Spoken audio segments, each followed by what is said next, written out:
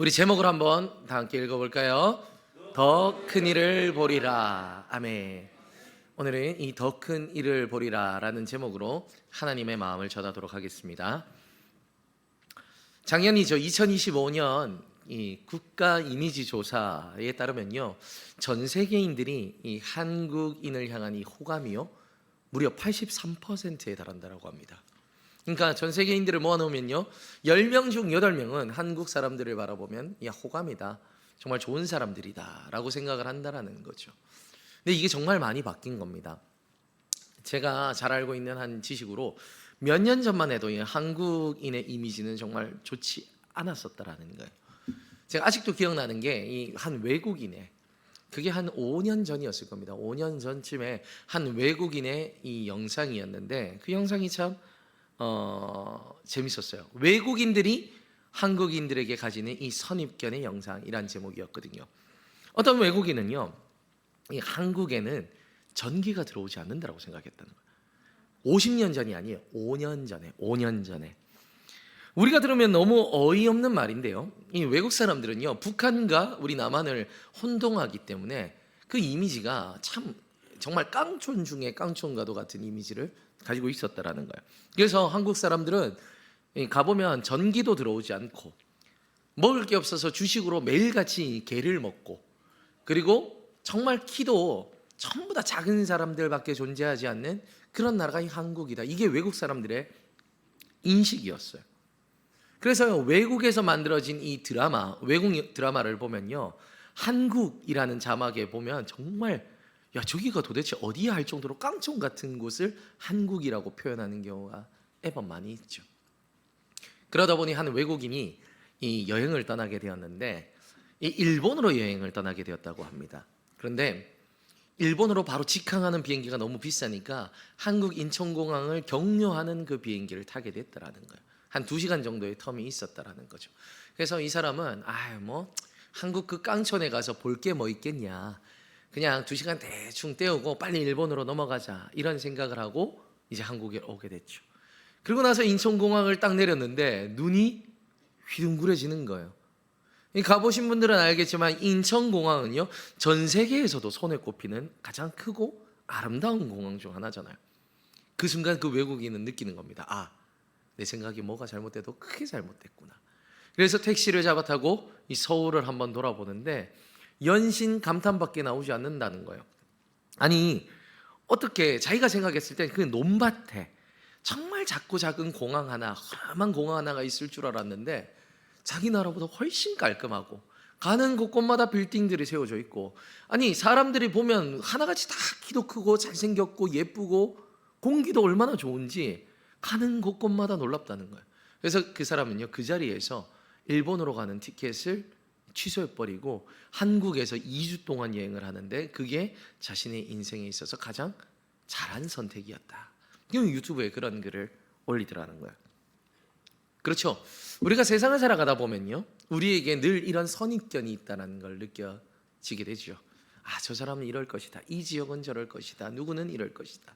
마치 그 외국인이 우리 한국 사람들을 바라보면서 가졌던 이 선입견처럼요 우리도 선입견을 가지고 있다는 걸 알게 됩니다. 그리고 그 선입견이 있으면 어떻게 되죠? 본질을 파악하는데 참 쉽지가 않은 거예요.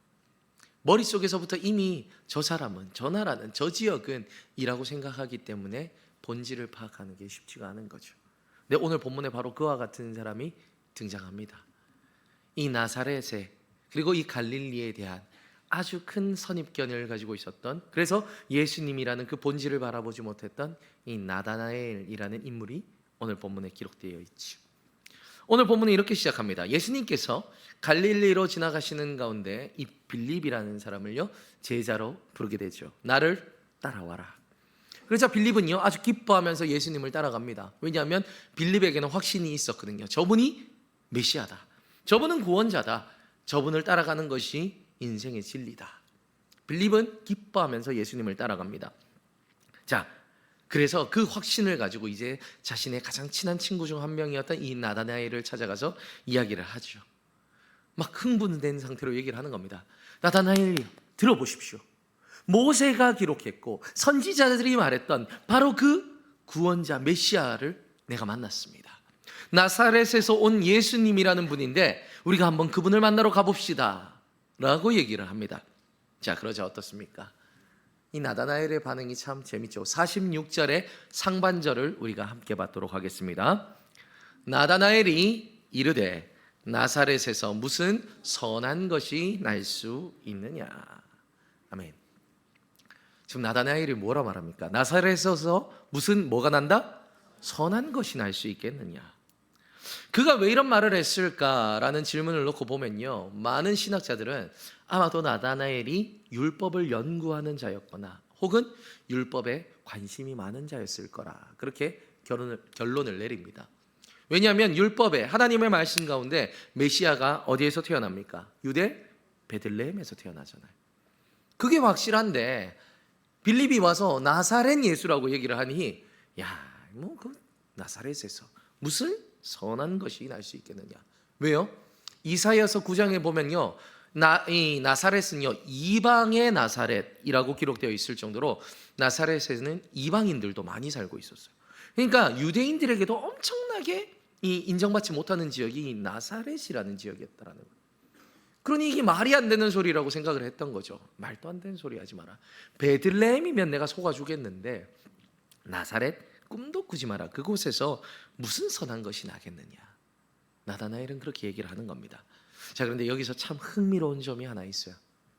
그게 바로 뭐냐면요, 나다나엘도 사실 나사렛이 포함되어 있는 이 갈릴리에 속한 가나의 사람이었다라는 겁니다.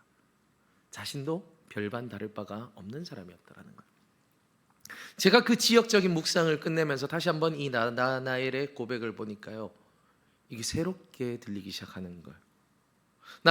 나다나엘이 이렇게 말하는 나사렛에서 무슨 선한 것이 나겠느냐 하는 이 말이 더 이상 똑같은 말이 아니었습니다. 그는 이렇게 말하는 것이었습니다. 빌립아, 나사렛에서 온 저 예수라는 사람도, 그리고 똑같이 이 갈릴리 지방에서 태어나 자라고 있는 너나 나도 도대체 무슨 희망이 있냐, 무슨 소망이 있냐. 여기에는, 이 지역에는 아무런 기대할 것도 없다. 그는 이런 이야기를 하고 있는 거죠. 그도 그럴 만한 것이, 그 당시 이 로마는요 이스라엘을 아주 심각하게 핍박을 했죠. 고난과 박해가 아주 강했습니다. 그런데 갈릴리 사람들은요 여기에서 더 마음이 힘들었던 이유가 뭐냐면, 로마의 압제를 견뎌내야 됨에도 불구하고 동시에 뭐를 견뎌내야 되냐면 동족들의 이 핍박도 견뎌내야 되는 거예요. 너희들은 별것 아닌 인생이다. 갈릴리 사람들 취급도 해주지 말아라. 이런 취급까지 받아야 했던 것들이 이 갈릴리 사람들의 형편이었다는 거예요. 자, 그러니 어떻습니까? 갈릴리라는 그 이유만으로 손가락질 받고 무시받고 천대받으니 그 마음이 어떻게 되는 거예요? 좌절되는 거죠. 절망되는 겁니다. 내가 왜 이런 곳에서 태어났을까? 나는 왜 이것밖에 할 수 없을까? 우리는 왜 이런 취급을 당해야 되는가? 나다나엘의 마음에 그런 실망감이 분명히 있었다라는 거예요. 아무리 내가 태어난 고향이지만, 그러니 뭐라 말하는 겁니까? 갈릴리에서, 나사렛에서 무슨 선한 것이 날 수 있겠느냐. 나다나엘은요 예수 그리스도에 대해서도 실망했지만 자기 인생에 대해서도 절망하고 있었다라는 거죠. 저는 그리고 이 고백을 통해서 오늘을 살아가는 이 그리스도인들의 마음을 조금 엿보게 되었습니다. 왜냐하면 많은 그리스도인들이 이 나다나엘과 같은 실망감과 절망감을 가지고 살아가는 자들이 참 많이 있기 때문이죠. 제가 인터넷 뉴스를 하나 읽고 있는데요, 그 제목이 이랬습니다. 교회에서 희망을 찾다가 실망을 하고 떠나가는 청년들. 교회에서 희망을 찾다가 실망을 하고 떠나가는 청년들. 제목만 봐도 그 내용이 짐작되지 않습니까? 그 내용은 이렇습니다. 한국 교회에 많은 청년들이 지금 교회를 떠나가고 있는데, 우리가 보면 알다시피요, 향후 10년, 이 통계대로라면 향후 10년 이 가나안 성도 전체 인원의 절반 이상은 청년들이 될 것이다. 그렇게 평가를 하고 있다는 거예요. 어마어마한 숫자인 거죠. 100만 명이 넘는 청년들이 교회를 떠나게 될 것이다 말을 하는 겁니다. 그런데 도대체 왜 그들이 교회를 떠나는가? 이유를 알아야 될 거 아닙니까? 그래서 ARCC라는 기관에서 이 포럼을 열었습니다. 청년, 그들은 왜 교회를 떠나는가? 그곳에 정말 많은 청년들이 나와서 인터뷰를 하는데 그들이 이렇게 말을 합니다. 오늘날의 청년들의 목소리입니다. 한번 잘 들어보십시오. 위로를 받고 싶어서 교회를 갔는데 교회가 위로와 평화를 주지 못합니다. 교회 안에서 싸우는 모습을 보면 세상 사람들보다 못하다는 생각이 듭니다. 교회가 청년들이 원하는 필요를 전혀 채워주지 못합니다. 그래서 교회를 떠납니다. 자, 겉으로 보면요, 청년들의 철없는 투정처럼 들릴 수 있습니다. 그런데 이걸 자세히 들어보면요, 이것은 교회를 향한 투정도 있지만 자기 자신을 향한 절망과 실망감도 있다라는 걸 보게 되는 거죠. 물론 그들은 자신이 생각한 교회의 모습과 다르기에 교회에 실망한 부분이 분명히 있습니다. 그런데 어떻게 말을 하는 겁니까? 신앙의 연차가 쌓여도 변하지 않는 자신의 모습이 보인다라는 거예요. 열심히 신앙생활을 하고 예배를 드리는데 전혀 잘하지 않는 자신의 믿음을 본다는 겁니다. 그러니 어떻게 되는 겁니까? 그게 절망스럽다는 거예요. 내가 아무리 예배를 드려본들, 내가 아무리 교회를 나간들, 우리 교회가 아무리 이 땅 가운데 많이 있다는들, 이것이 무슨 의미가 있습니까? 나다나엘과 같은 그 실망감과 절망감이 그들의 마음에 있다라는 것. 그러니 어떻게 되는 겁니까? 예배를 더 이상 소망하지 않게 돼요. 예배를 더 이상 귀하게 여기지 않게 되는 겁니다. 예배를 더 이상 자신의 인생의 답이라 생각하지 않는 거죠. 그들은 말합니다. 내가 그리스도이긴 하지만 교회 안에서 무슨 선한 영향력을 끼칠 수 있습니까? 내가 가지고 있는 이 믿음이 직장에서, 가족들 사이에서 분쟁이나 안 만들면 다행이지, 이것이 도대체 내 인생에 무슨 의미가 있습니까? 예배를 드린다고 혹은 드리지 않는다고 내 인생에 무슨 영향이 있습니까? 바뀌기나 하는 것입니까? 그 절망감이 그들 안에 있다라는 거예요. 그러니 어떻습니까? 그 실망감과 좌절감이 가득한 상태로 나오니 하나님의 임재가 있는 이 예배 가운데서도 그들의 마음은요, 어떤 기대도 품지 못하는 거예요. 내가 이 예배를 드림으로써 성령 충만하여 변화되겠다, 할렐루야. 이것이 예배자의 갈망이 되어야 되는데 이것이 없다라는 거죠. 그저 하나의 종교 의식처럼 드리면 좋고 말면 그만인, 빠져도 아무런 상관이 없고, 그리고 이 예배를 통해서 내 인생이 뭔가 변화될 의미도 없고 기대도 없는, 그렇게 이 교회에도 실망을 했지만 자신의 인생에도 크게 실망하고 낭망하는 자들, 그렇게 눈이 가려서 어떻습니까?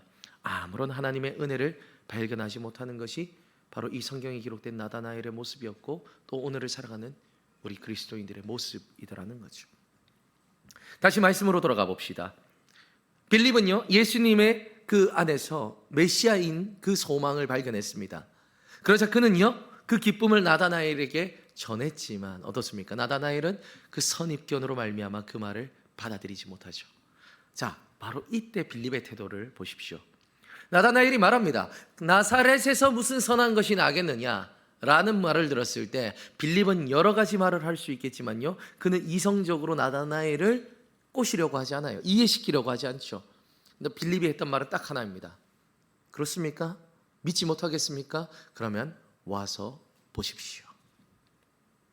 빌립의 말은 그거였던 거. 와서 보십시오. 무슨 말입니까? 여기서 아주 중요한 신앙의 진리는요, 우리가 신앙생활을 할 때 흔히 착각하는 것이 머리와 이해로 한다지만 그게 아니라는 거예요. 신앙은 체험임을 믿으시길 바랍니다. 머리로 이해하고 내가 납득하고 그래서 예수님을 믿기 시작하는 것이 신앙이 아니라는 겁니다. 신앙은 체험인 겁니다. 빌립은 바로 그 자리로 초대하는 거예요. 와서 보십시오. 사랑하는 성도님들도요, 복음으로 들고 세상에 나아갈 때 바로 이와 같은 믿음이 필요한 줄 믿습니다. 예수님을 100% 설명하고 그 예수님의 사랑을 100% 이해시켜서 이 자리에 나오게 할 수 없어요. 우리가 해야 되는 건 무엇입니까? 와서 보십시오. 이 예배 가운데 하나님의 은혜가 있는지 와서 보십시오. 이 예배 가운데 예수 그리스도의 사랑이 있는지 와서 보십시오. 정말 예수님이 우리의 구원자가 되는지 와서 보십시오. 할렐루야. 그러면 그 일을 이루시는 분은 하나님이심을 믿으시길 바랍니다. 오늘날 많은 사람들이 이 믿음 하는 것은 어리석다라고 말을 하는 거지만 이것은 머리로 그렇게 신앙생활을 하는 것이죠. 하지만 빌립은 얘기를 하는 겁니다. 와서 보십시오. 논리와 이해의 문제가 아닙니다. 그러자 어떻게 되는 겁니까? 나다나엘이 예수님께 나오죠. 예수님께 나옵니다. 그러자 마치 기다리셨다는 듯이 예수님이 나다나엘을 보며 이렇게 말하죠. 보라, 이는 참 이스라엘이니라. 마음에 간사한 것이 없도다. 저는요 이 부분을 읽는데 참 의아하더라고요. 예수님은 하나님이십니다. 믿으십니까? 자, 그렇다면 예수님은 어떻습니까? 사람의 중심이 다 보이겠죠. 근데 이전에 나다나엘의 중심이 어땠습니까? 예수님에 대한 불확실, 선입견, 믿음 없음으로 가득 차 있었지 않습니까? 무슨 예수님이야? 나사렛에서 무슨 선한 것이 나겠어? 나는 가지 않겠다라는 것이 나다나엘의 중심이었는데, 예수님이 나다나엘을 처음 봤을 때 하시는 말씀은 무엇이었습니까? 보라, 이는 참 이스라엘인이다. 간사한 것이 없도다. 이해가 안 되는 거죠. 근데 그 말을 보면요 이해가 돼요. 간사함이라는 말에 원어적으로 보면 이것이 돌로스인데, 이것은 아주 사악하고도 음흉한 음모를 꾸밀 때, 특히 제사장들이 예수님을 죽이려고 하는 그 음모를 꾸밀 때 사용했던 말이 바로 이 돌로스, 사악한이란 뜻입니다. 자, 그런데 나다나엘의 이 고백 속에는 그것이 없다라는 거예요. 이를 통해서 정확히 알 수 있는 거죠. 나사렛에서 무슨 선한 것이 날 수 있겠느냐라는 것은요, 그가 나쁜 마음을 먹어서 예수님을 거부하고자 했던 말이 아니라 정말 순수한 의도로 가진 신앙의 한탄이었다라는 걸 보게 되는 겁니다. 예수님은 바로 그 얘기를 하는 거예요. 내가 네 마음을 알고 있다. 그러자 나다나엘은 말하는 겁니다. 예수님, 도대체 예수님이 우리를 어떻게 알고 계시는 겁니까? 그러자 예수님은 이렇게 대답하십니다. 빌립이 너를 부르기 전부터, 내가 너가 무화과 나무에 있을 때부터 내가 너를 알고 있었다. 자, 이것이 무엇을 의미하는 것일까? 여기에 대해서는요 신학자들의 의견이 아주 분분합니다. 무화과 나무 아래에 있었다라는 것을 바라봤을 때요, 구약에서 보면 이스라엘이 종종 무화과 나무로 비유가 되기도 하죠. 그러니 이는 첫 번째로 태초부터 너를 알고 있었다, 바로 그런 의미가 되기도 하죠. 또 하나, 당시에 이 무화과 나무 아래에 있는 그늘은요, 바리새인들이 자신의 몸을 쉬면서 율법을 배우기도 하고 가르치기도 했던 그 장소였어요. 그러니 무화과 나무 아래에 있었다라는 것을 말하는 것을, 네가 얼마나 율법의 중심이며 하나님의 말씀을 품고 살았는지를 내가 알고 있다라는 것을 의미하기도 합니다. 그리고 마지막 세 번째 의견은 무엇이냐면, 많은 청소년들이 그 뜨거운 태양볕을 피하면서 젊은 시절 쉴 수 있었던 곳이 바로 이 무화과 나무 그늘 아래였어요. 자, 무엇이 옳은지는 알 수 없지만 이 세 가지 의미를 종합하면 한 가지 의미를 드러내게 됩니다. 그것은 바로 무엇입니까? 예수님은 오래전부터 이미 나다나엘을 보고 계셨다라는 거예요. 그 인생을 살펴봤다라는 거죠. 사랑하는 성도님, 이것이 우리를 향한 하나님의 놀라운 은혜임을 믿으시길 바랍니다. 생각해 보십시오. 예수님을 만나기 전에 이 나다나엘의 마음이 어떠했습니까?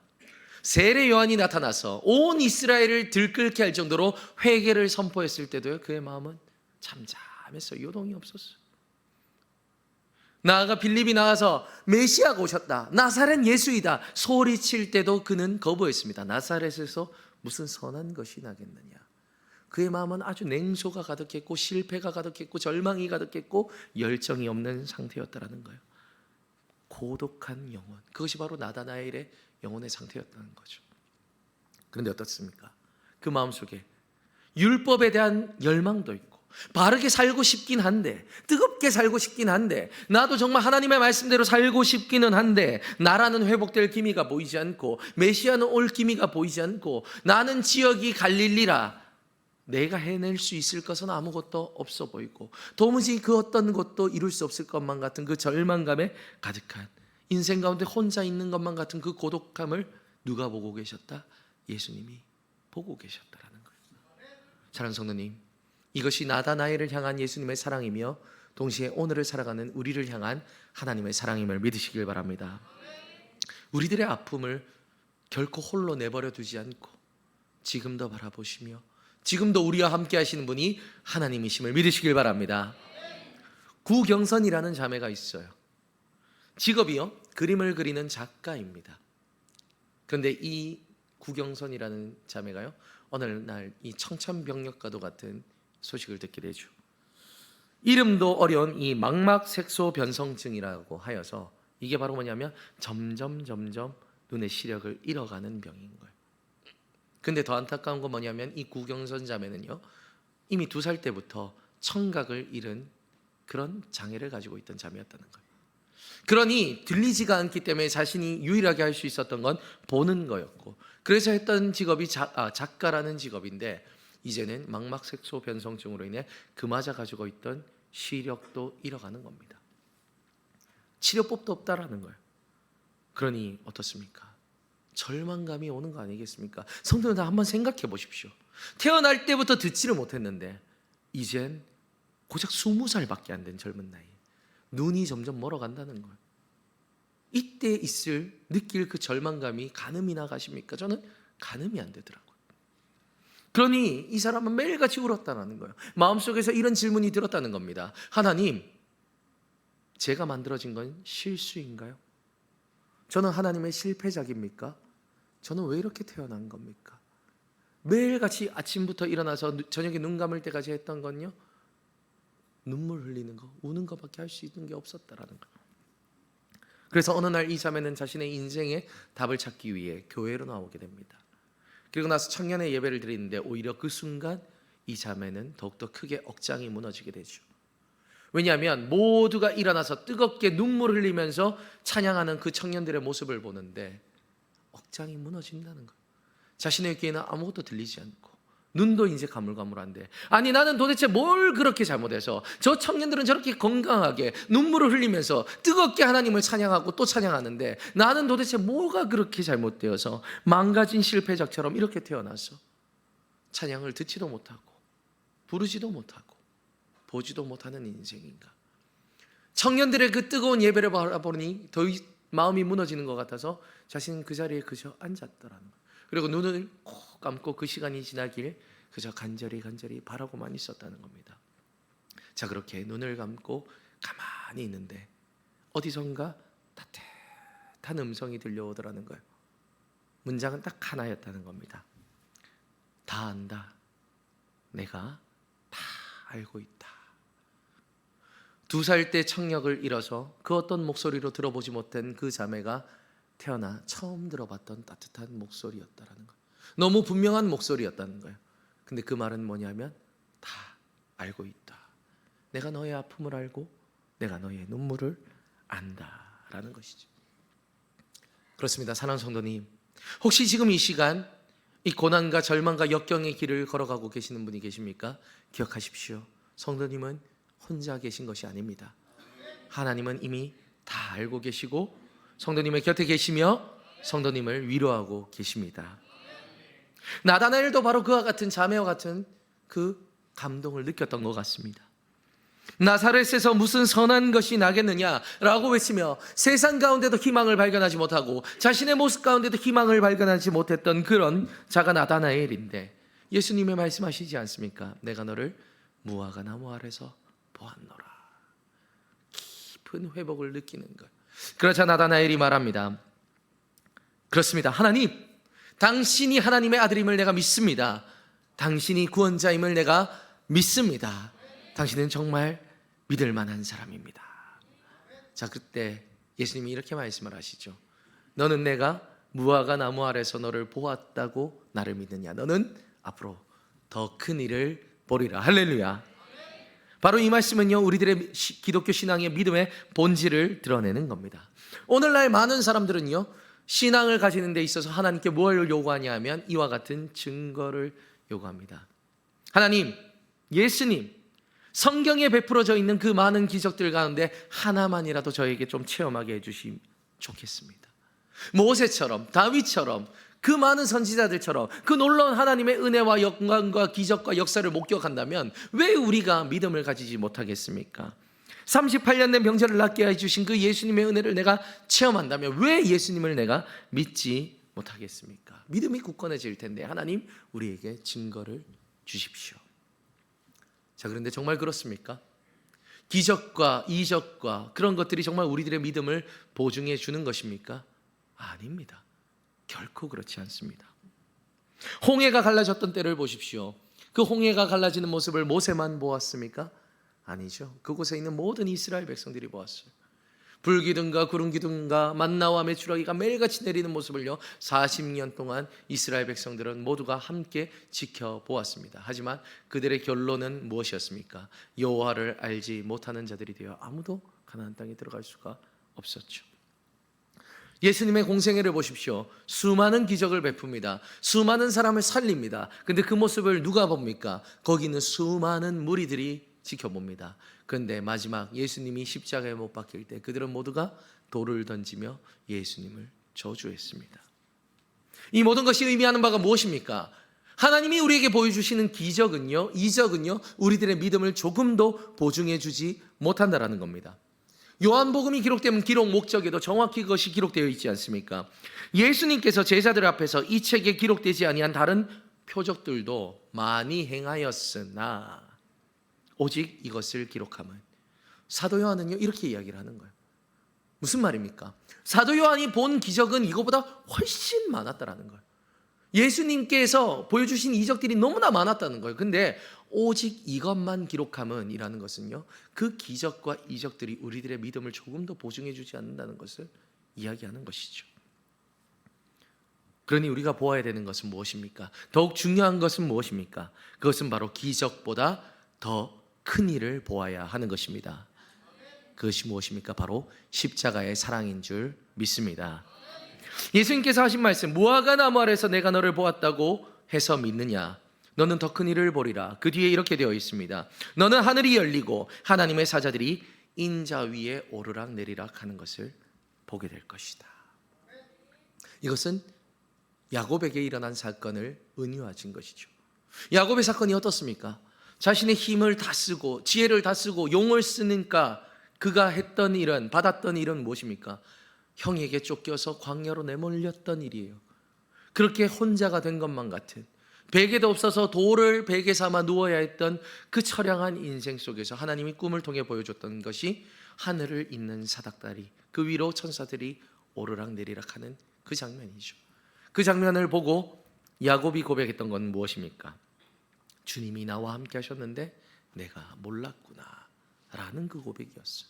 예수님은 바로 그 사건을 얘기를 하는 겁니다. 그리고 그 사닥다리, 하늘과 땅을 잇는 사닥다리가 다름 아닌 예수님이라는 사실을 드러내시는 것이죠. 바로 그 십자가의 사건을 이야기를 하는 겁니다. 예수님은 이렇게 말을 하는 겁니다. 너는 내가 너를 무화과 나무에서 보았다고, 작은 그 기적 하나 보았다고 해서 나를 믿느냐? 나의 사랑은 그렇게 작지 않다. 너는 더 큰 일을 보리라. 나는 너를 위해 기꺼이 십자가를 질 것이다. 할렐루야. 예수님은 바로 그 이야기를 하시는 겁니다. 그리고 그 일은 실제로 일어납니다. 하나님이신 예수님께서 이 땅에 오셔서 자신의 육신으로, 자신의 보혈로 이 땅과 하늘을 잇는 다리가 되셨습니다. 그분의 죽으심과 그분의 속량하심으로 말미암아 죄인된 우리가 하나님의 거룩한 존전으로 나아갈 수 있는 길을 얻게 된 것입니다. 사랑하는 성도님, 우리가 바라보는 가장 큰 기적은 바로 이것인 줄 믿습니다. 우리가 감사해야 될 가장 큰 사랑은 바로 이와 같은 사랑인 줄 믿습니다. 우리가 고백해야 될 은혜는 바로 이와 같은 은혜인 줄 믿습니다. 사랑하는 성도님, 예수님이 이 땅에 오셔서 우리를 위해 죽고 부활하신 것, 이거보다 더 큰 일은 없는 줄 믿습니다. 그렇게 부디 바라는 것은, 이 예배 시간 부디 바라는 것은 우리 마음에 이와 같은 은혜가 회복되는 역사가 있길 소망합니다. 우리의 마음을 한번 돌아보십시오. 우리 마음에 정말 그와 같은 예수님을 향한 뜨거운 감사가 흐릅니까? 눈물이 흐릅니까? 열망이 있습니까? 예수님이 답이라는 그 소망이 있느냐는 말입니다. 예수님은요, 이런 우리들의 강팍한 마음을 이미 알고 계셨습니다. 예수님이 십자가를 짊어질 때 아무도 고마워하지 않을 거라는 걸 이미 알고 계셨습니다. 오히려 돌을 던지고 예수님이 죽고 부활하신 그 후에 많은 이들이 예수님을 잊어버리고 세상으로 떠나가실 것을 이미 알고 계셨습니다. 그리스도인이라는 이름을 달고 있지만 우리는 여전히 이 자리에 모여서 예수님이라는 이름을 부를 때 그 어떤 마음의 감동도 눈물도 없이 예수님 앞에 나올 것이라는 것을 예수님은요 이미 알고 계셨습니다. 그럼에도 불구하고 예수님은 홀로 그 길을 걸어가셨습니다. 생각해 보십시오. 채찍 한 번이 얼마나 아프셨겠습니까? 사람들의 비난 한 번이 얼마나 가슴을 찢었겠습니까? 얼마나 많은 시간 예수님께서 번민하고 고민하셨겠습니까? 내가 이들을 위해 이렇게 찢기고 고난받는 것, 이들이 내 마음을 알아줄까? 예수님은 그 번민과 고민 가운데서도 그 십자가를 능히 지셨습니다. 그렇게 우리가 그 사랑을 안다면요, 우리의 예배는 바뀌어야 될 줄 믿습니다. 우리의 고백은 바뀌어야 될 줄 믿습니다. 우리의 삶은 변화되어야 될 줄 믿습니다. 부디 바라는 것은 이 시간 말씀이 선포되는 바로 이 시간, 우리 마음 깊은 곳에 바로 이와 같은 예수님의 사랑이 다시 한번 아로새겨지길 소망합니다. 기억하십시오. 그 옛날 무화과 나무 아래에 있던 그 나다나엘을 바라보셨던 예수님의 그 사랑은 여전히 오늘을 살아가는 우리를 향해 바라보고 계십니다. 성도님들의 삶을 지켜보고 계십니다. 직장에서 쓰러져 있는 그 지친 성도님들의 모습, 아이들을 모두 학교에 보낸 뒤 홀로 쓸쓸히 앉아있는 그 성도님의 모습, 내가 가장이라 차마 자녀들에게 보이지 못해서 이불을 뒤집어 쓰고 그 절망감 가운데 홀로 눈물을 흘리는 모습을요, 주님은 보고 계시는 거예요. 그리고 말씀하십니다. 다 안다. 내가 너희의 아픔을 다 알고 있다. 하지만 좌절하지 말아라. 내가 너희를 위해 십자가를 지었다. 할렐루야. 그러니 너희들에겐 절망이 없고 너희들에겐 생명만 있을 것이다. 이것을 믿는다면 너희는 하나님의 자녀가 될 것이며 너희는 승리한 백성이 될 것이니 그러니 힘을 내라. 할렐루야. 일어나라. 할렐루야. 믿음으로 승리하라. 이것이 오늘을 향한 예수 그리스도의 마음임을 믿습니다.